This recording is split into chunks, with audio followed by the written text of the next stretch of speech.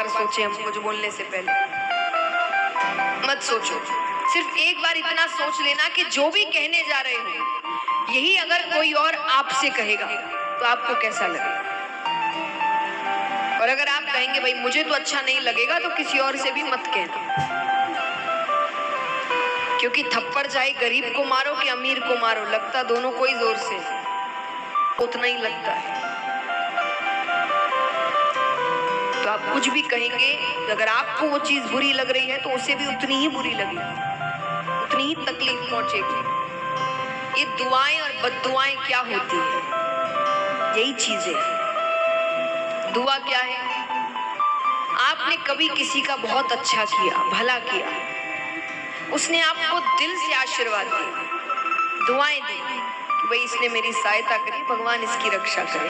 वो दुआएं कब काम आती है? जब आप पे कोई बहुत बड़ा संकट आने वाला है। कई बार हम कहते हैं ना कि लगा था ये बहुत बड़ा संकट है पर छोटे में टल गया, बहुत कुछ बड़ा हो सकता था। समझ लेना उस समय किसी ना किसी की दी हुई दुआएं आड़े आई थी आपको बचाने के लिए, उसको दुआएं कहते हैं। लेकिन बद्दुआएं भी ऐसे ही काम करती हैं। आपने कभी किसी का बहुत दिल दुखाया था, अब आप कोई कार्य करने जा रहे हैं, बड़ी मेहनत की आपने उस कार्य में, सब कुछ मान लीजिए आपने दांव पे लगाया और वो काम बस सफल होने ही वाला है, आप और अचानक सब कुछ उल्टा पड़ जाता है और आप समझ ही नहीं पाते कि काम असफल हो कैसे गया। उस वक्त किसी की बद्दुआएं आड़े आ गई थी।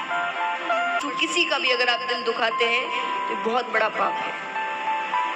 पांचवा लक्षण है तितिक्षा, अर्थ भगवान जो भी दे उसे प्रसाद समझकर ग्रहण करो।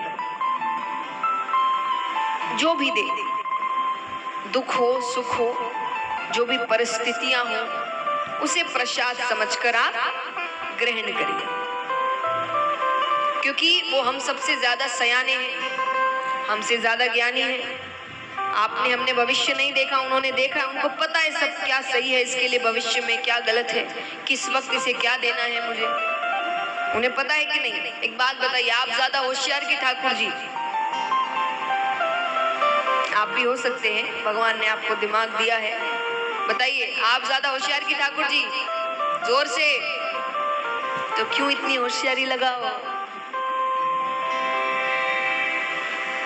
हर चीज में इतने प्रश्न, ये क्यों हुआ, वो क्यों हुआ, ऐसा क्यों नहीं होता। वैसे तरीका बना लिया है कि दुख आते ही भगवान पर चिल्ला चिल्ली करना,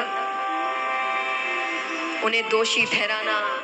कितने तो एक काम नहीं हुआ भगवान बदल लेते हैं, कहीं और प्रसाद चढ़ाकर देखते हैं, किसी और के धाम जाकर देखते हैं। इतना भी भरोसा नहीं है भगवान पर।